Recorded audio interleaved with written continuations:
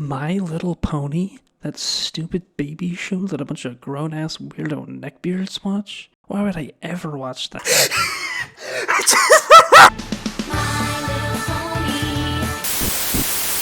If you're unfamiliar with it, My Little Pony is a brand from the 80s which, among other things, eventually spawned multiple TV shows, one with the full name of My Little Pony, Friendship is Magic. When someone says My Little Pony or MLP, that's usually what they're talking about, and that's what I'm talking about. So pretty much completely blind, I watched the entire show, along with all of its direct spin-offs and specials, and this is my experience as an outsider.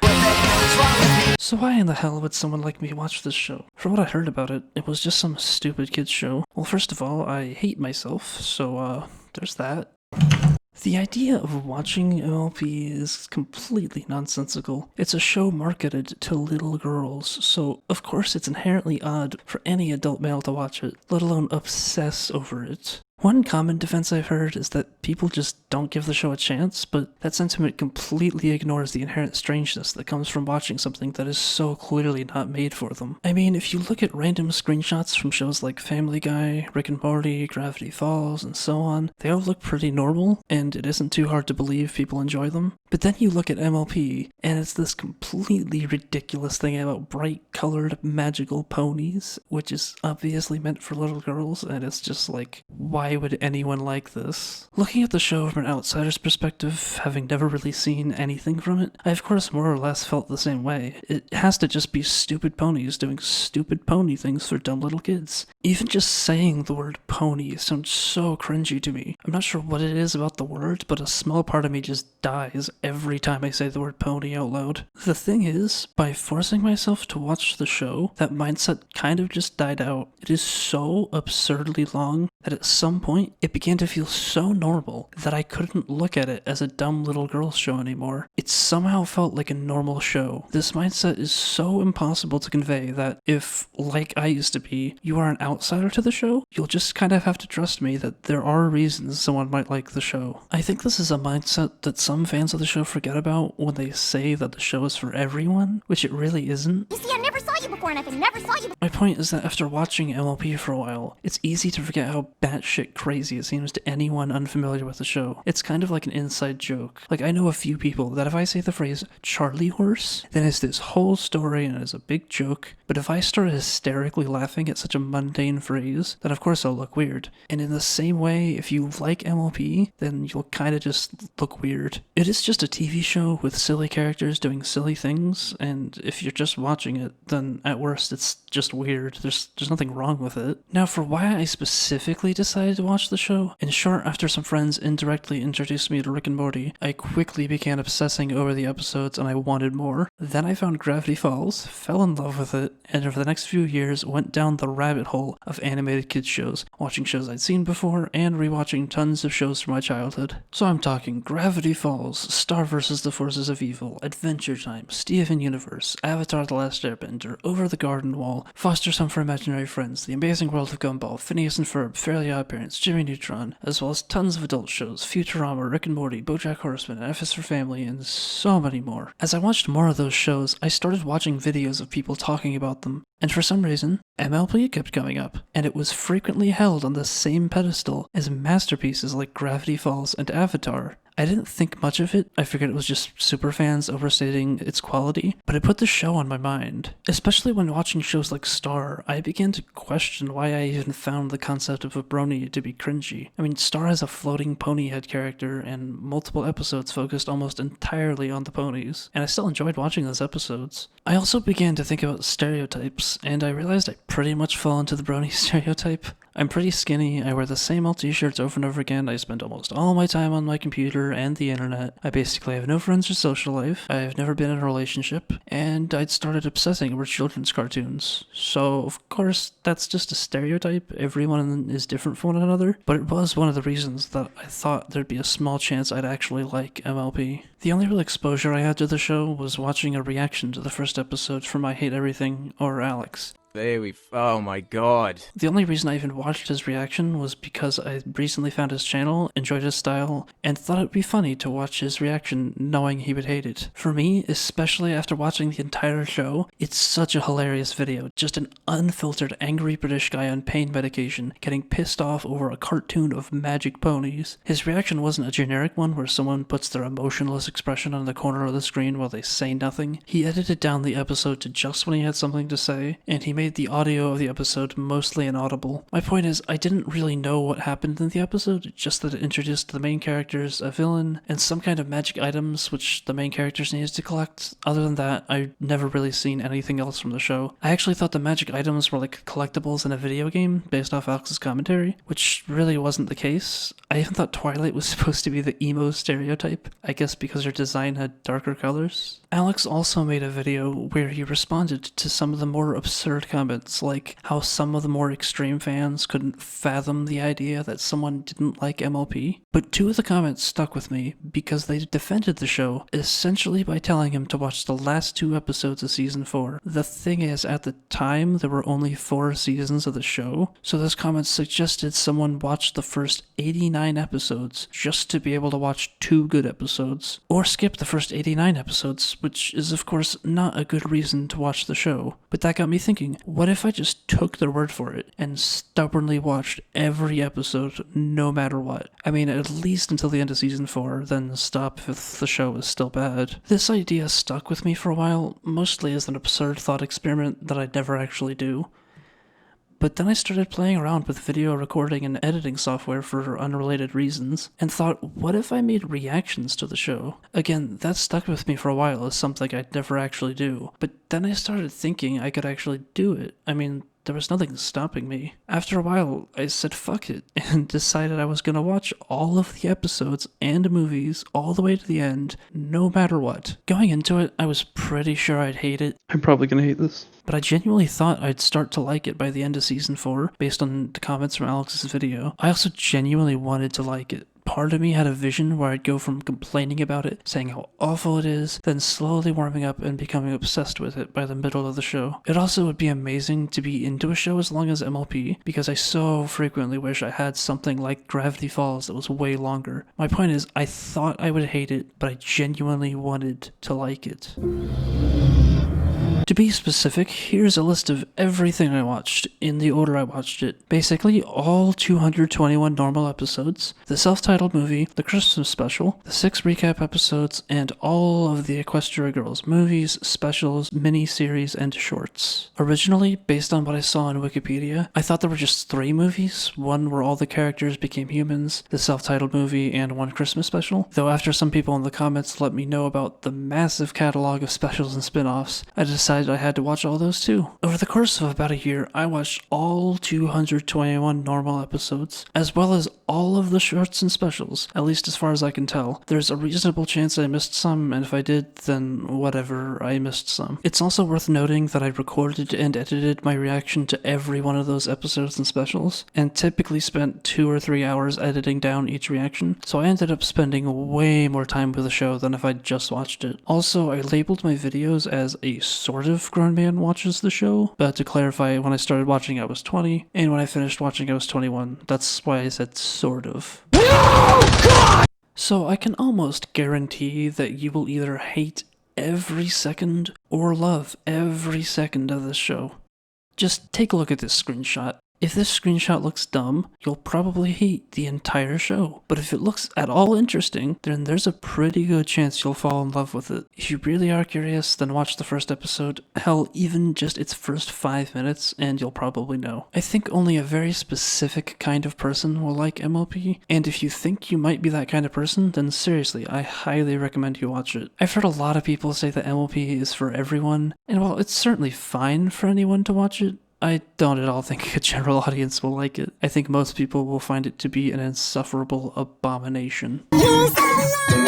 So, I want to make a few things clear before I continue. First, the rest of this video is going to spoil everything that happens in MLP, as well as all of these other shows. So if you don't want spoilers, don't watch this video. Second, I am fully aware that there are 3 other generations of the show that came before, as well as comics, movies, and almost certainly tons of other stuff that I'm unaware of. I have not seen any of those things. I watched MLP completely separate from anything else in the IP. From what I understand, the other pieces of media do give at least some explanation for the story events in MLP, but I'm judging it on its ability to stand on its own as a show. There's also a new show that's airing as I write this, Pony Life. I watched the first 2 episodes, didn't like it, and I don't plan to watch any more of it. Third, I have nothing against anyone who likes or dislikes this show, or anyone involved with its production, especially looking at the majority of the fandom and how they interact with everyone who worked on the show.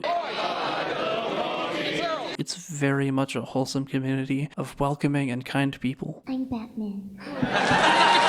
What do you want for breakfast, Fluttershy? Justice.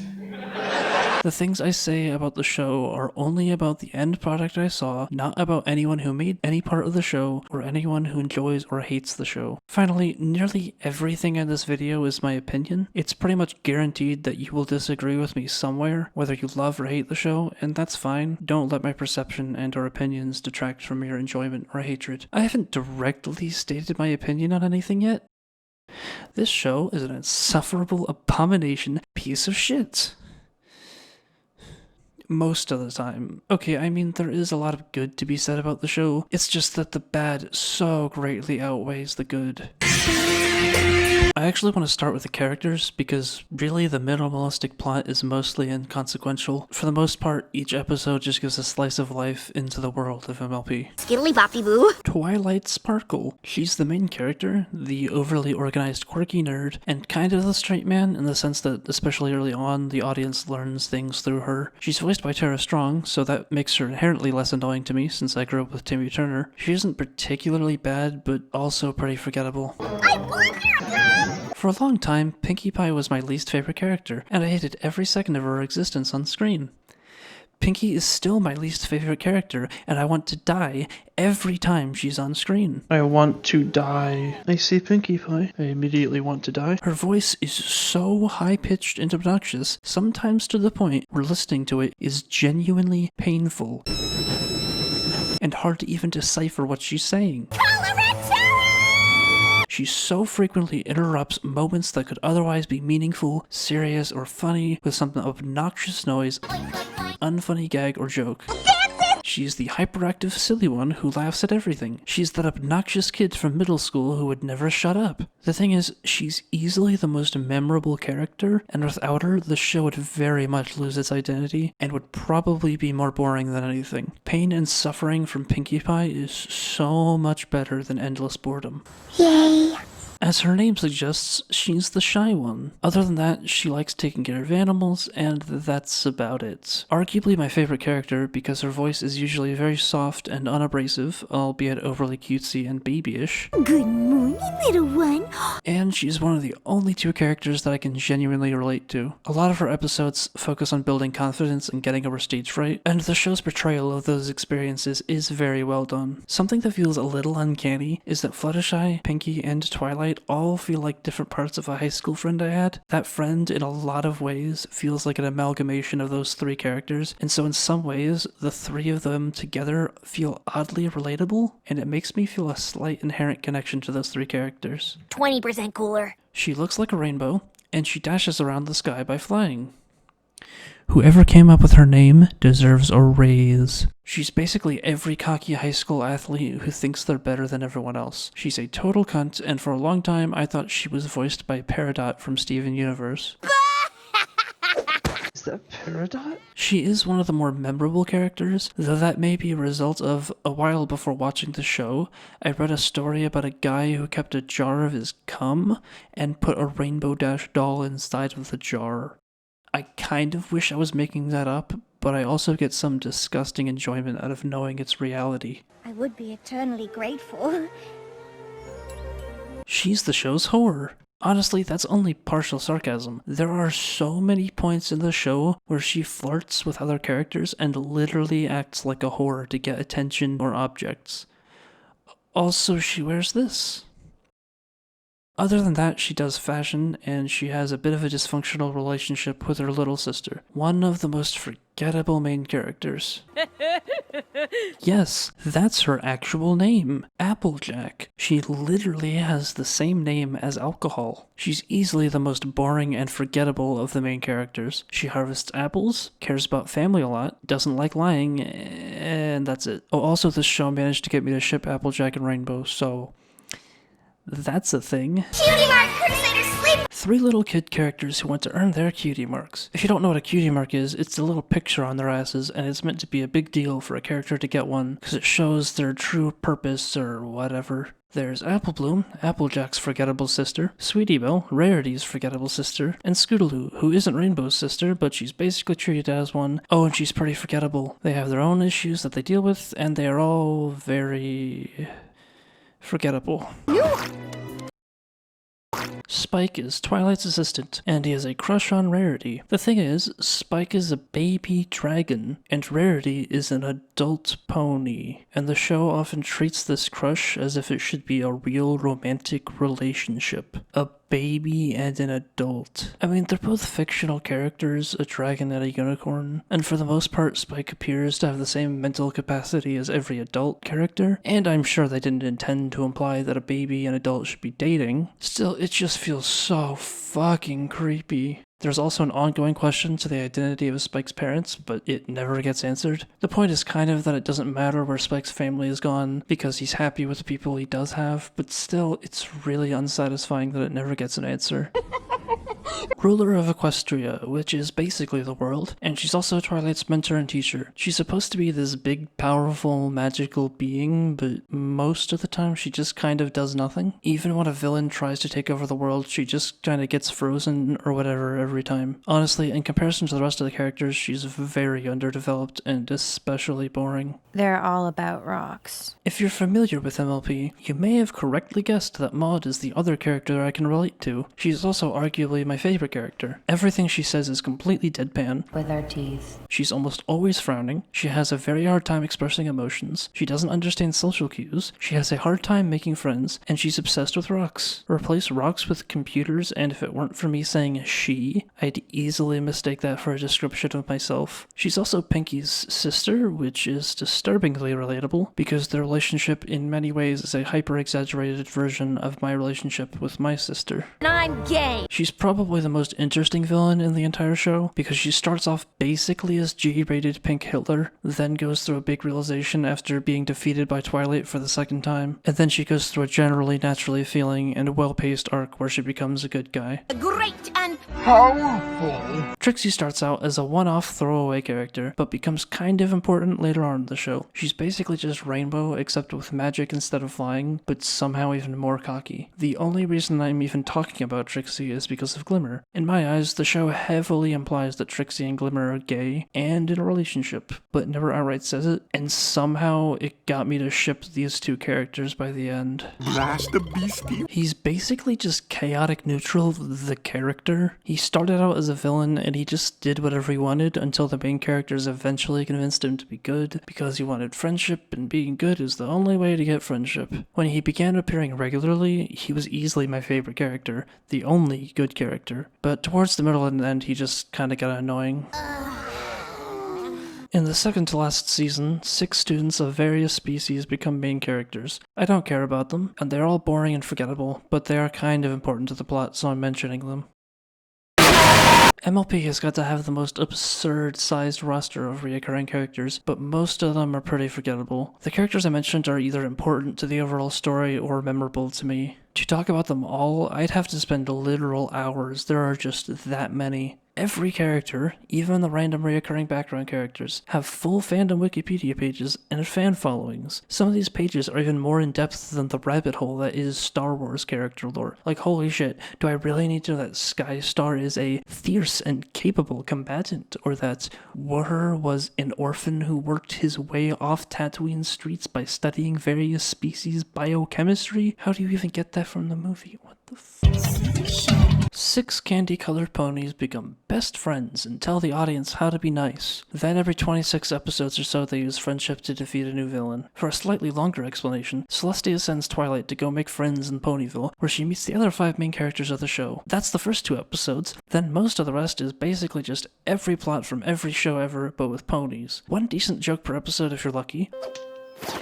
What the fuck? No songs if you're lucky, upwards of 6 songs if you're unlucky, and dragged out to hit the 20-minute mark like a middle school student filling their paper with pointless flowery text so the alcoholic teacher will give them a shiny fucking sticker.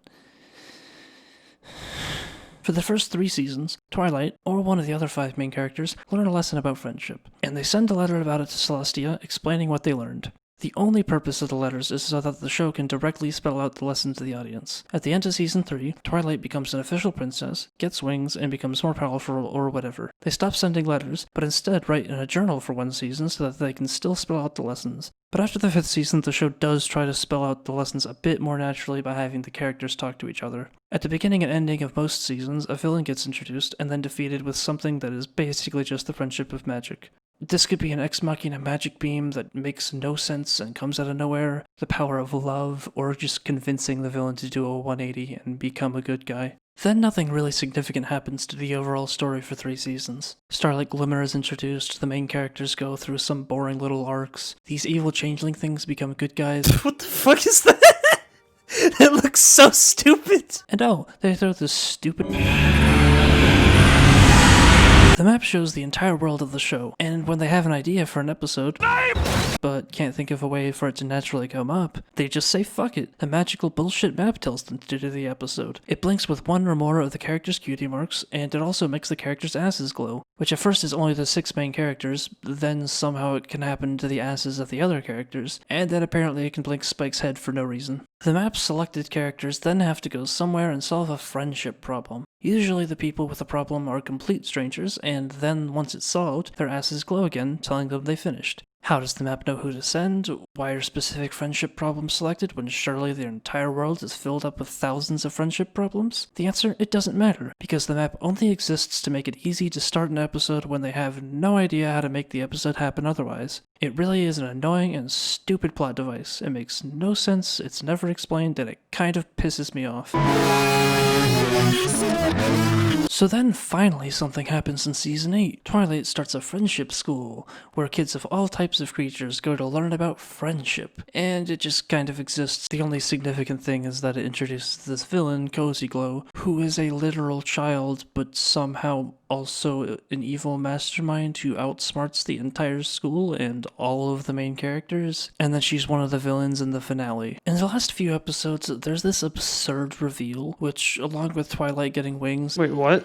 She has wings? Was the only actual, like, holy shit moment. I mean, things like, in Gravity Falls, the reveal of the author. In Steven Universe, Garnet is a fusion and Rose is Pink Diamond. In Starverse, The Forces of Evil, Ludo's Season 2 redemption, Toffee is part of the wand, Star isn't actually a butterfly. All of these moments gave me some significant level of surprise, while generally making sense. The reveal in MLP is that the evil blue goat villain guy from the beginning of Season 9 is actually Discord. Wait, what? What? What?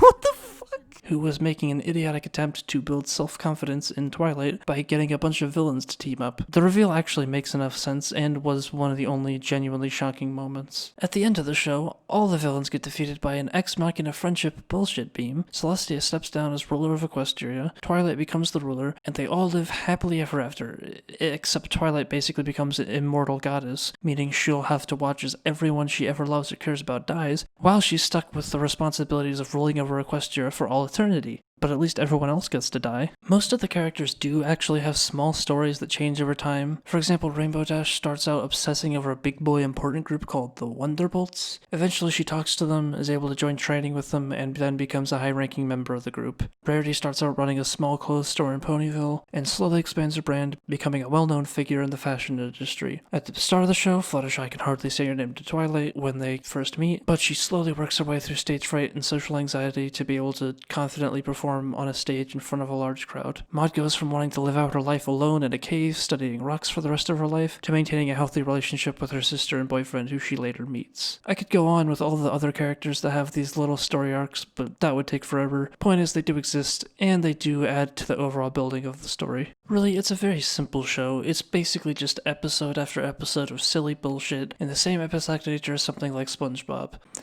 If SpongeBob episodes were relentlessly dragged out into 20-minute segments and had all of their humor cut out with a butcher's knife.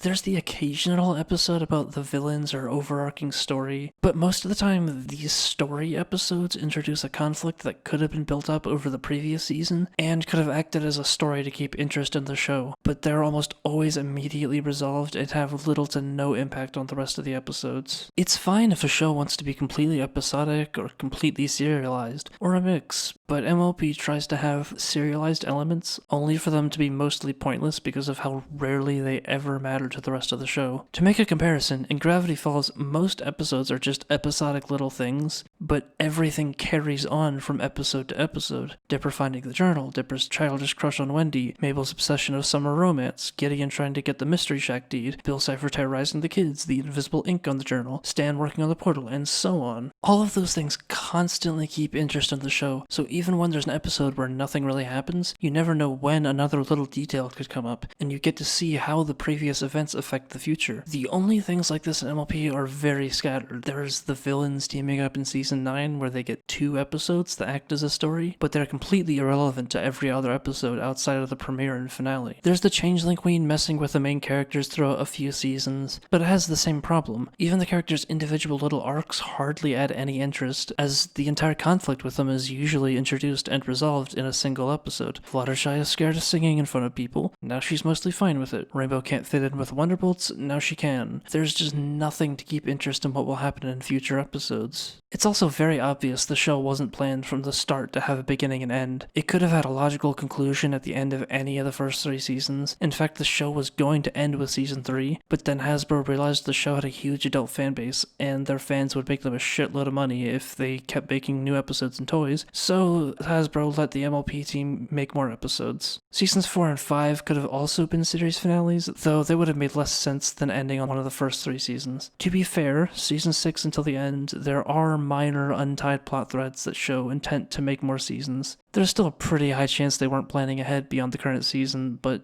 it at least feels a little more like an intentional story. Without question, the worst episode is Too Many Pinkie Pies. Not only does it have the show's typical unfunny, painfully boring everything, but it's also got an endless grating noise.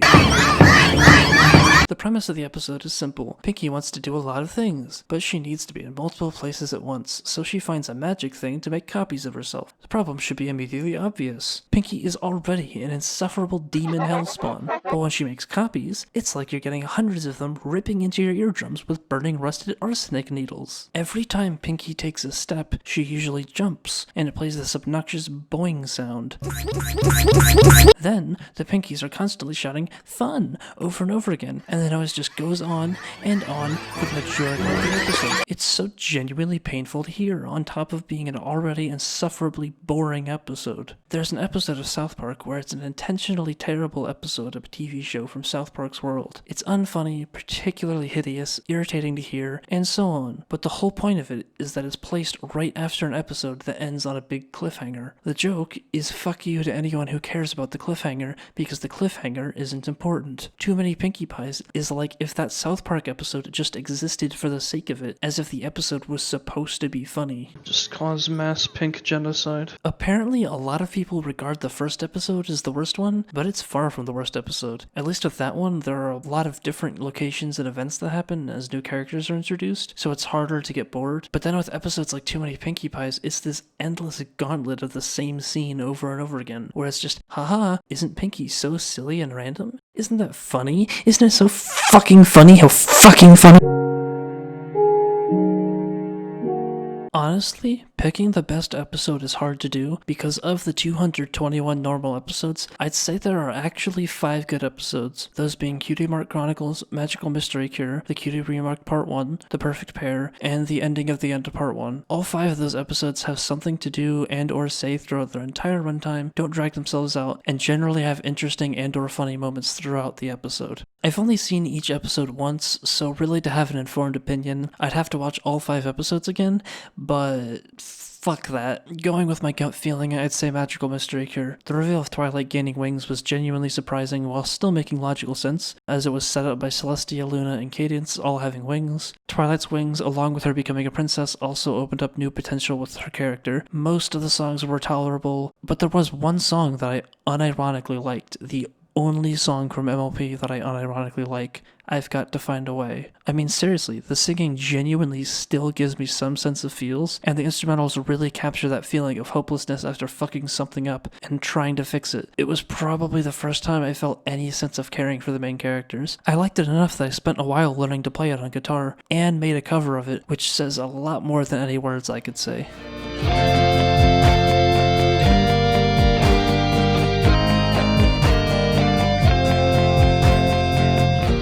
Also, the initial premise is somewhat unique and special to the show. The main characters, except for Twilight, all have their cutie marks shuffled around, which is a unique concept to MLP's world, and builds on the importance of cutie marks without just telling the audience that cutie marks are important. The episode also has a much better pace, rather than dragging out every little scene into a mind-numbing slogfest. It's quick to move on into the next part of the story. It takes what could have acceptably been 30 or so minutes and condensed it into around 21 mostly enjoyable minutes.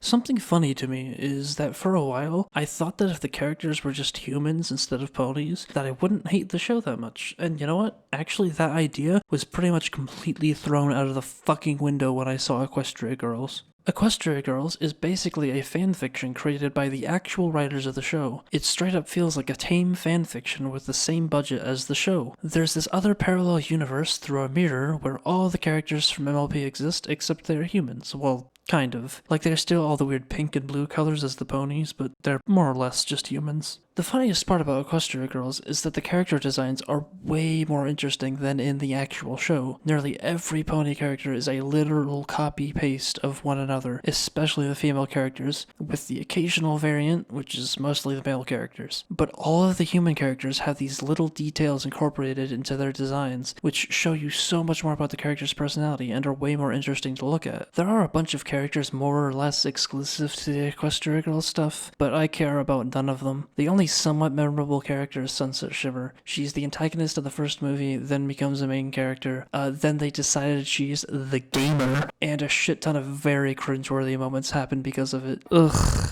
What crowd at a fucking music show would cheer for some dickhole playing a game on their phone? What? She feels like how a 70-year-old executive probably envisions a gamer. She feels like a 50-year-old mother trying to be totally cool and radical, dude, and hang out with her edgy 14-year-old daughter, only for her daughter to read old Tumblr blogs about how pain and suffering is the meaning of life or whatever, while bawling her eyes out listening to Pierce the Veil and Sleeping with Sirens. There are 3 kinds of Equestria Girls things: movies, a miniseries, and shorts. They are all stupid and boring. The movies are basically taking a done-to-death concept, something like underdog becoming the prom queen, battle of the bands, competing in track and field games, going to summer camp, and so on. Then very loosely putting an MLP spin on it, and otherwise following the generic story to a T. That spin is basically just throwing some magic bullshit in the movie that the antagonist uses to try to defeat the main characters, only for something that amounts to the magic of friendship defeating the antagonist. The miniseries is probably what Equestria Girls is most suited towards, as the time slot doesn't drag on as much like the movies, and it doesn't feel overly condensed like the shorts. The miniseries was still beyond boring, but it just felt a little more natural. The shorts are just tiny little snippets of the characters' lives, just doing some silly thing or quickly teaching some random lesson. It's pretty much just a simple concept that they'd normally milk into a 20-minute episode, but condensed into 1 or 2 minutes. They are very boring and stupid, Well, most of the time, there actually were a few points where the shorts genuinely made me laugh, but probably less than 1 out of 10 of them made me laugh. There's a very fucking weird thing with the characters where they are all supposed to be teenagers, at least it seems that way, since the show treats it like they all go to an American high school, and yet most of the characters look as if they were designed with sexual intent. I'm serious, I mean, look at their legs. They're not comically exaggerated, they're just very long, and it very much emphasizes their thighs, hips, and asses. They also frequently wear these high skirts, which look even higher because of their long legs, and some characters end up wearing very revealing outfits. I mean, for fuck's sake, couldn't they have just drawn her with sleeves? Then you have this shit, which just speaks for itself. What? This takes the fucking cake, though. This is Twilight. To me, she looks about 15, and she can't be much older than that if she's supposed to be in high school. And now look at this guy. Twilight and this guy are basically a couple for the latter half of the Equestria Girls stuff. The guy looks like he's fucking 25, and he's supposed to be dating this 15-year-old girl? What the fuck? I'm sure he's supposed to be within a year of Twilight's age, but seriously, look at their fucking hands. This is not two teenagers. This is a 25-year-old man manipulating a teenager. Equestria Girls is genuinely unnerving and uncomfortable to watch at times, especially looking back. Watching it made me feel like a creepy uncle peeking through the crack in a door to a teenage niece's sleepover. Like, it just felt wrong. I don't at all think any of that was the intent, but it sure as hell comes across that way. One other thing, so I made a cover of a song from Rainbow Rocks, Awesome As I Wanna Be. I guess I just liked the intro riff. Like, it made me think of a happy softcore version of Pierce the Veil, and I wanted to challenge myself to learn the song. I could try to explain the significance of this, but again, I think the fact that I made the cover says way more than I could say with words, so I'll let it speak for itself.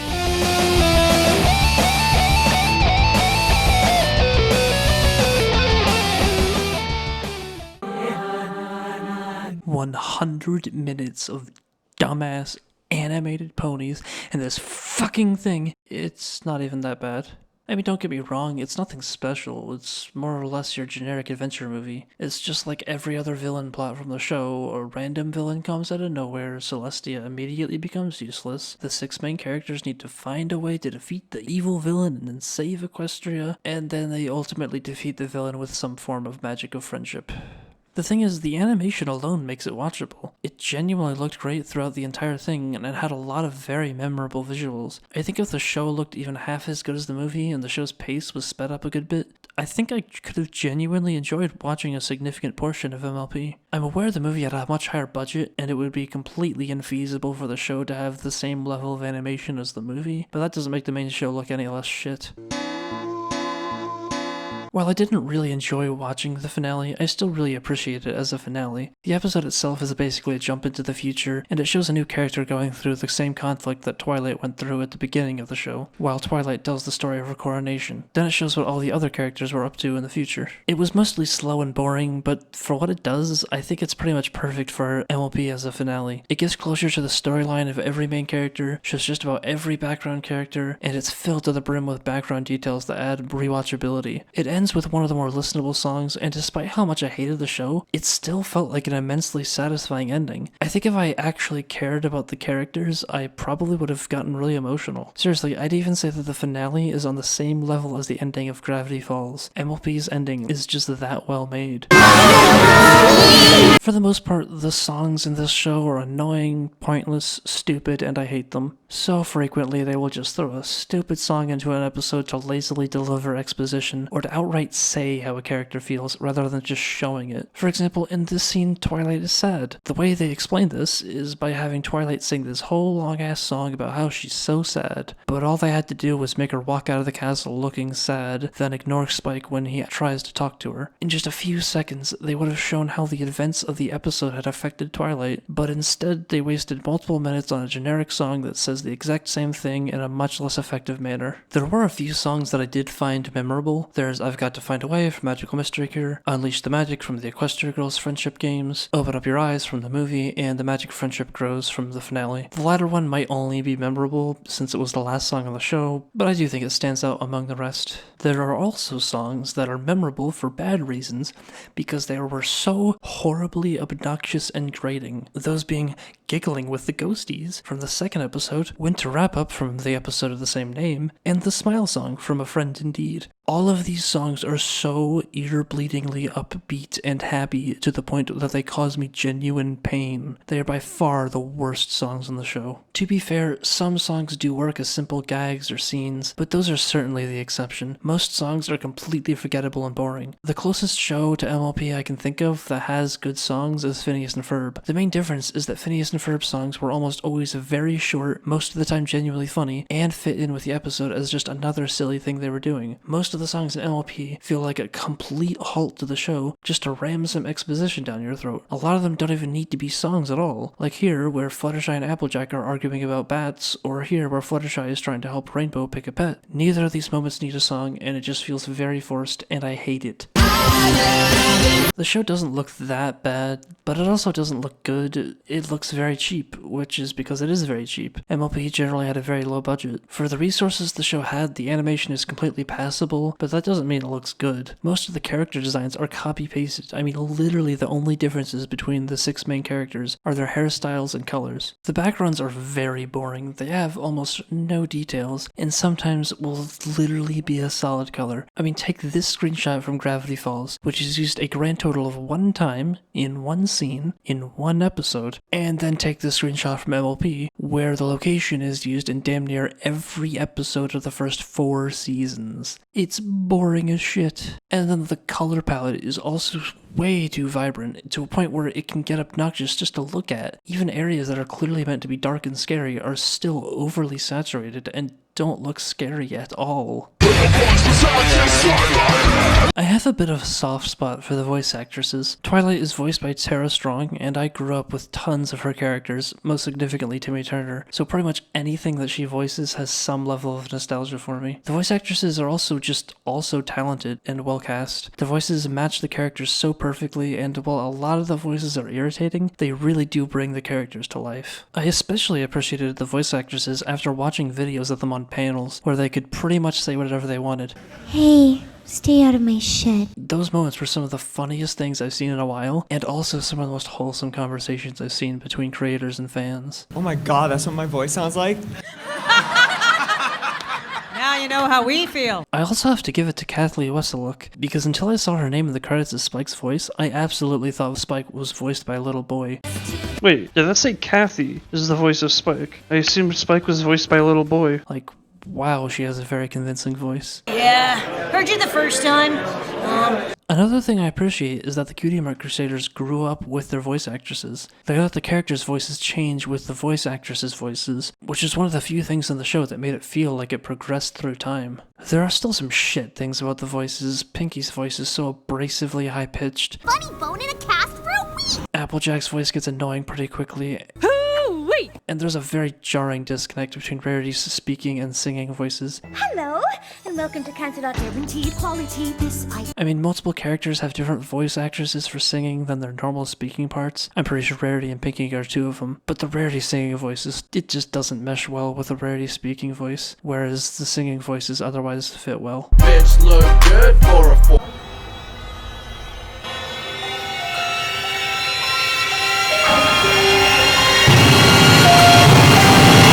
This is a butts show.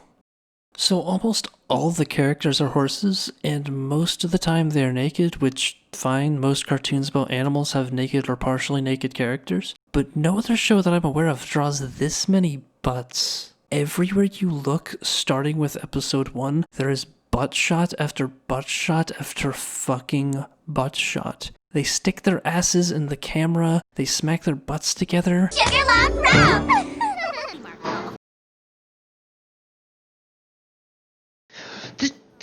They shove their butts in each other's faces? honesty.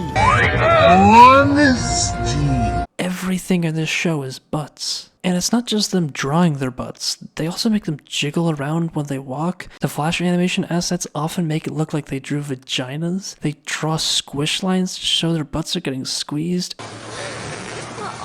Also, when the characters wear clothes, it's in this very creepy, uncanny valley. When someone like Squidward doesn't wear pants, it's easy to think nothing of it because they almost never draw his butt, and they don't draw attention to it. But with MLP, they will often make the characters just wear a shirt, or just boots, or just thigh-high leggings.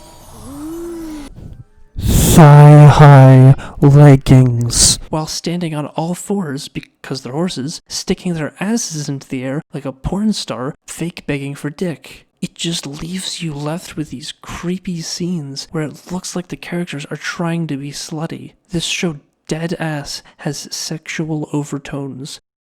What the fuck? Space unicorns! Gravity Falls and Star are easily two of my favorite kids shows, largely because of the personal connection I feel to so many of the characters. But after I finished watching MLP, I decided to rewatch both of them, and wow, Star is literally if Gravity Falls and MLP had a baby, but the baby dropped out of high school before it knew what it wanted to do with its life and died of a cocaine-infused heroin overdose. Star and MLP begin with more or less the same premise. A princess in training goes to a new place to learn about magic, a magic system that doesn't really make sense, a similar kind of color palette, background style, jokes, and writing. I really wouldn't be surprised if MLP and Lauren Faust were huge inspirations for Star and Darren Efsey. There are so many things that I couldn't stand about MLP that I didn't mind at all in Star. I think it mostly comes from generally disliking the characters in MLP, whereas I generally like the characters in Star. In a lot of ways, MLP does things that I wish Star did, mostly with staying consistent to its core identity and having a satisfying ending. It really does make me think MLP had so much potential to be something really interesting, and with minimal foundational changes, it seriously could have been one of my favorite shows.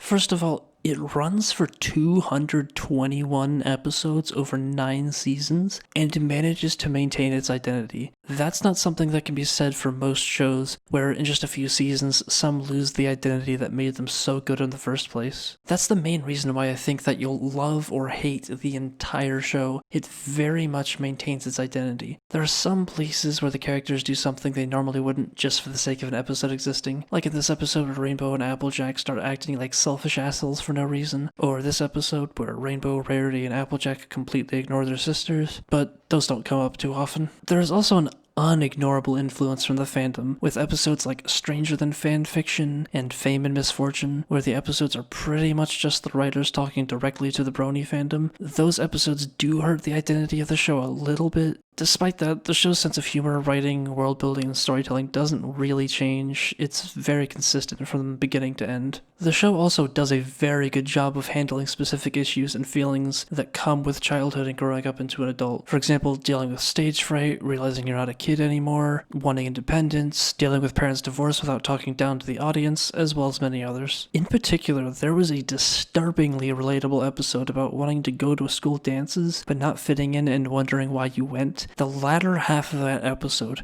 pretty much sums up the emotions of my high school prom experience. These episodes are really one of the show's greatest strengths. The thing is, these kinds of episodes are almost always dragged down with unfunny jokes, never-ending boring scenes, and here I go. This show is a boring mess. I haven't been more bored while watching anything else. The show takes extremely simple concepts and drags them into 20+ minute episodes. In the third episode, which is the first normal episode, Twilight has one extra ticket to an event, but all 5 of her friends want to go with her, so who does she take? In the fourth episode, Applejack needs to harvest a bunch of apples, but won't accept help from her friends. In the fifth episode, Rainbow has to stand up to a bully. This is how at least 90% of the episodes can be described. They are such bare bones, done to death, minimal concepts that are relentlessly stretched into 20-minute segments. During my reactions, I frequently said that the show should have been 10-minute segments, but looking back, I disagree. The show began with a massive cast of 6 main characters and a rapidly growing number of side characters. I think the show should have had at least 2 plots going on each episode. This would have opened up so many opportunities to tell more overall stories and for more creative storytelling. For example, in Season 3, there's this episode where Spike has to take care of the 6 main characters' pets. All the 6 main characters go somewhere else, and that's it. Then, the very next episode,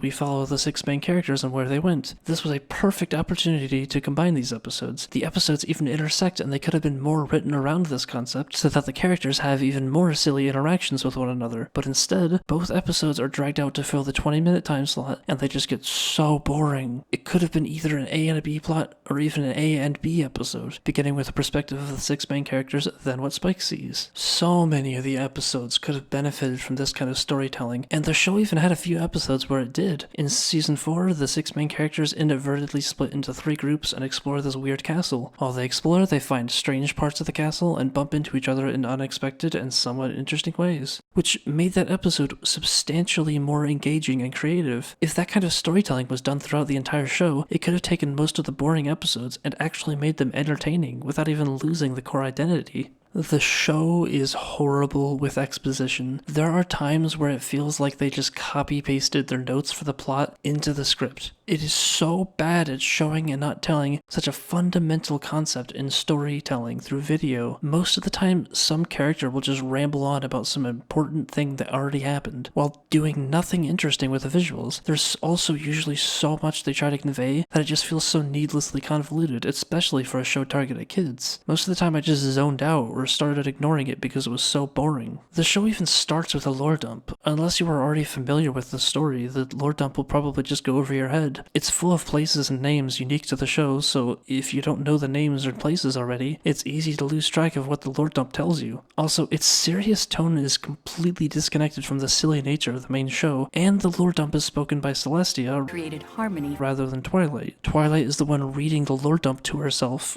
Why wouldn't she be the one giving the lore dump to the audience? Gravity Falls and Star both start out with lore dumps, which admittedly are dumb, but they at least have Dipper and Star, the main characters, talking to the audience, which shows a lot about their characters, rather than just some random asshole who really doesn't matter to the immediate story. But you know the weirdest thing about the show? I genuinely find it hard to criticize it. I started out just being annoyed by the show, Can't believe I'm still watching this. sometimes getting angry, It's just boring. and eventually I genuinely hated the show. No reason to exist. But now that I've watched all of it, and so much time has passed since I last watched any episodes, I can't even truly hate it. Maybe it's just a mere exposure effect, or maybe it's something about the show, but I can't hate it anymore. The world and characters feel like such a real place, and a big part of my life, almost like the group of friends I never had. I have a very soft spot in my heart for this show, even though I absolutely hated almost all of it, and I'll probably never enjoy watching even a single episode. There is a part of me that genuinely wants to rewatch the show from the start and see if I like it, though I highly doubt it, especially since after finishing the show, I tried to rewatch Sonic Rainboom, one of the only Season 1 episodes that had anything of substance, but I only got 9 minutes in before I got mad and turned it off. So yeah, despite it all, I genuinely have appreciation for this show, and it really does hold a soft place in my heart.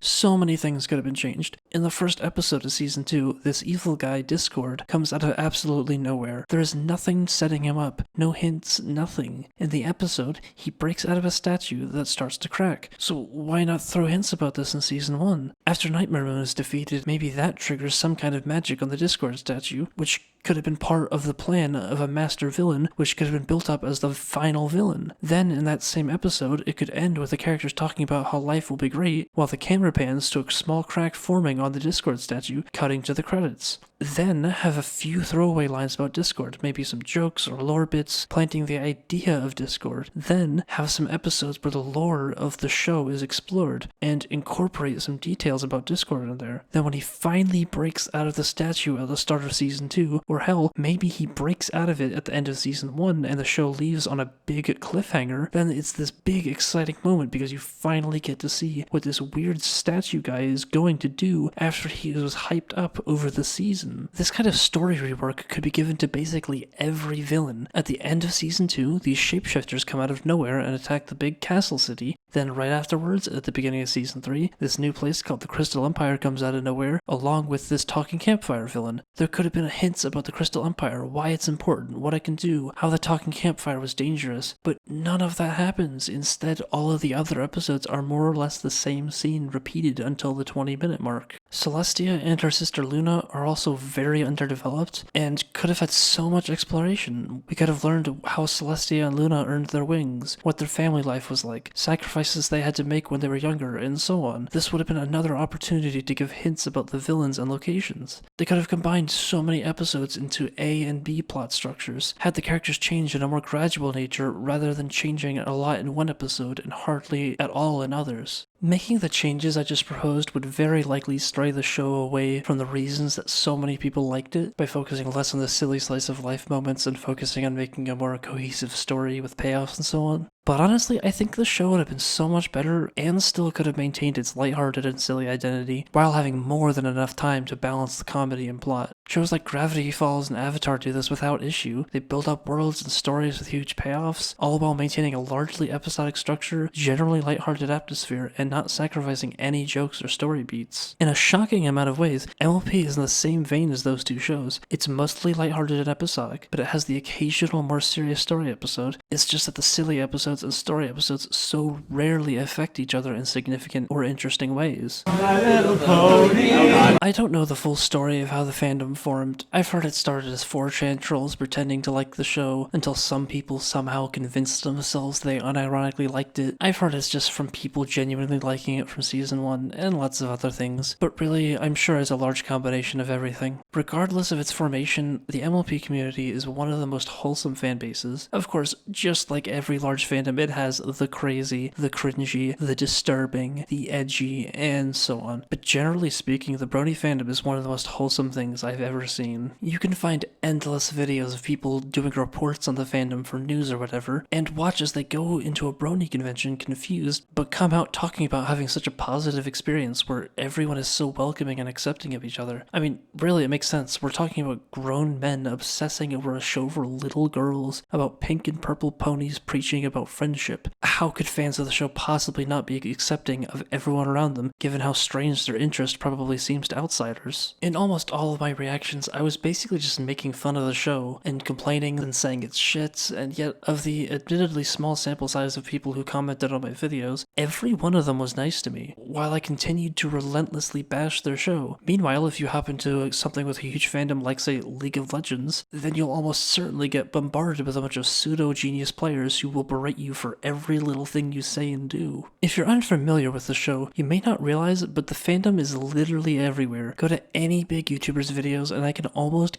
guarantee you'll find a few people with pony profile pictures, in the same way that you'll find SpongeBob profile pictures. After watching even just the first couple seasons of the show, I started to notice ponies everywhere. People making jokes about the show, referencing things, it really was everywhere. There's also this thing that I like to think of as the pony rule, like Rule 34, except it's, if you can think of it, there is a pony OC of it. Search just about any character and the word pony, and you can almost certainly find a pony OC. The creations of the fandom are also mind-blowing. You can find an endless stream of covers and original music from bronies, which sounds of the same quality and in some cases way better than professionally produced music. I'm generally not into the fandom's music itself, but the level of care and time put into the production of the music is something that really blows me away. The only thing that identifies the music as a fan-made thing is the lyrics, like when they start talking about MLP. Then there's the fan art, the animations, the parody series with genuinely funny and clever writing, and a literal functioning robot of one of the characters, which itself was based off of a fan parody series. Then there's this fucking fighting video game based on the show, which looks straight out of a professional studio. I never liked playing fighting games, but goddamn, I know firsthand just how much effort it takes to cobble together a really shitty video game, let alone something so professional. So I have massive respect for the people who worked on that project. Honestly, I think a lot of people are probably into the show more for the fandom than the actual episodes, and if they spent some time in the fandom, I can absolutely see why they'd want to say it really is one of the most wholesome communities I've ever come across. 'Cause there is no cock like horse cock. Every one of these images is HD porn. You can't properly talk about MLP without mentioning the porn or clop clop.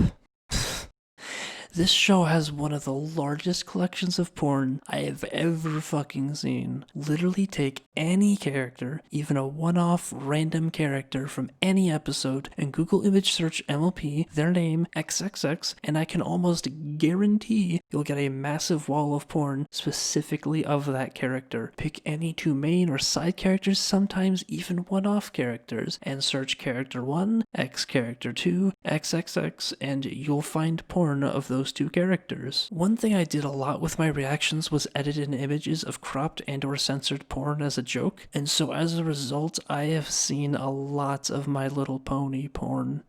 A lot. I also think cartoon porn is just fucking hilarious. And especially in the case of My Little Pony, it's like a car crash filled with blood-drenched corpses. Every time I went to find one image for a joke, I'd want to look away from the Google image search, but I just had to keep scrolling and scrolling and scrolling. And it's not like the porn is just a bunch of shit posts. No, this is from genuinely very talented artists taking tons of time to meticulously draw out every little detail, every bulge, vein, throbbing member, and bit of bodily fluid going in and out of the characters. The attention to detail is genuinely unreal and usually really fucking creepy. People even make full 3D animations, like they create all of the character models and backgrounds, animate them, and add in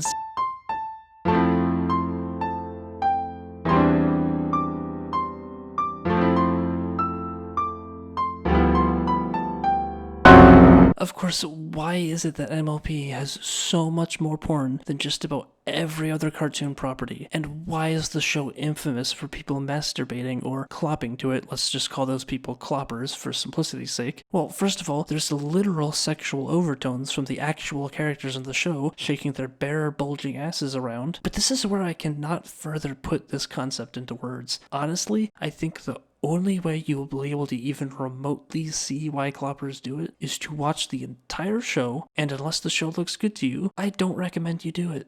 Stare at these characters in the actual episodes of the show while they stand around as naked fleshlight-colored horses with their asses in the air, and do that for literally hundreds of hours over the course of many months and or years, to be so used to seeing the characters that they feel normal, that they feel like real beings that you've met, to see hundreds or thousands of pony butt shots in the actual episodes, to repeatedly see their asses jiggle around, then maybe you might be able to see where the cloppers come from. Given what I just said, I don't think there's a way that I can convince you that I don't masturbate to My Little Pony porn. If I say I do it, then it just sounds believable, and if I deny it, then you'll probably think I'm lying. I can assure you, I have never once masturbated to My Little Pony porn. However, I'd be lying if I said that I never got a partial boner from seeing the porn, but let's be real here, most of the fan art of the characters are so heavily anthropomorphized that they are pretty much just humans with artificial skin and hair colors. Honestly, I think most guys would be lying if they said they didn't get at least a slight boner from looking at the realistic looking My Little Pony porn, or any high resolution cartoon porn for that matter. Looking back at it all, I do think I see why this show took off. It's very consistent, so I think if someone enjoys one episode, they'll enjoy them all, and quickly become a fan. At its core, it's a show about the importance of friendship and being nice and accepting to other people, so naturally it forms a wholesome environment. As the community grew, so many people were so inviting and accepting of one another, and it naturally led to more and more fans being very committed to the show. From an objective sense, it's at best a slightly above average kids show. I give it a 4 out of 10. It goes beyond some generic bullshit, but it does not even remotely reach the quality of masterpieces like Gravity Falls and Avatar. As a show in general, it's pretty unwatchable, as it really only appeals to a very specific kind of person. I think most people would just turn it off after the first episode or two. Really, there's nothing wrong with adults watching the show, as long as they're aware it's a kids show and they let it be for kids. So watch it, or don't, it's just a TV show.